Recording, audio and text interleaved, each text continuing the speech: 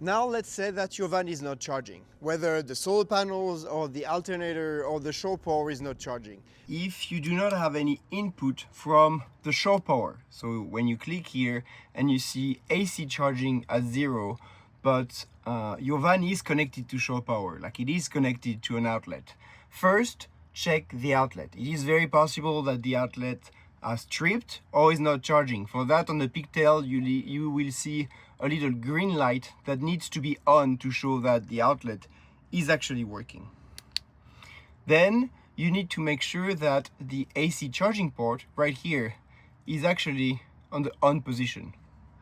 One final thing to know is that if the batteries are over 98%, they will not accept any input. So if the batteries are almost full, but you do not see any input from the alternator or the solar or the shore power, it is normal. Now let's say it's a common issue that I turn on my engine, the batteries is not full, but I am not seeing any alternator input. Well, the main problem 99% of the time is the fuse that trip on the side of the driver's seat. Let me show you. Make sure that the little yellow lever is pushed in. Now, what if there is no solar input from your solar panels? Well, first, before checking the input, you need to check that the solar panels are actually in direct sun.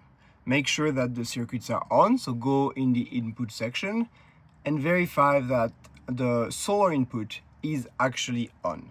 The other thing to check is that the solar panels are actually cleaned and not covered by something like snow, for example. Then go in the power hub in your garage and make sure that the solar panel adapters are actually correctly inside the power hub and they didn't move while you were driving. If when you go in the input you see a voltage on the solar panels, it means that they are connected. Showing voltage doesn't mean that you're gonna get wattage. It means that the solar panels are connected.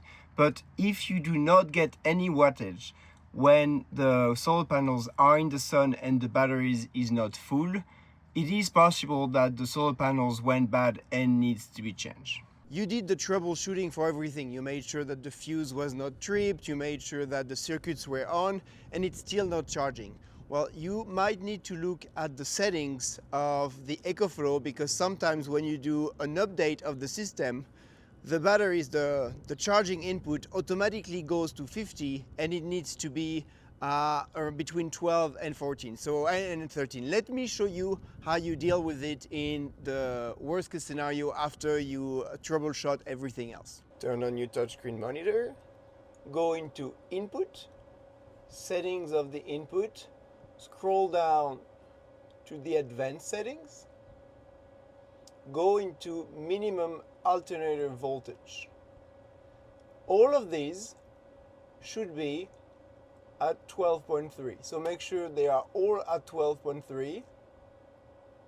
Click save and go back on the home page. Now the van should be charging normally.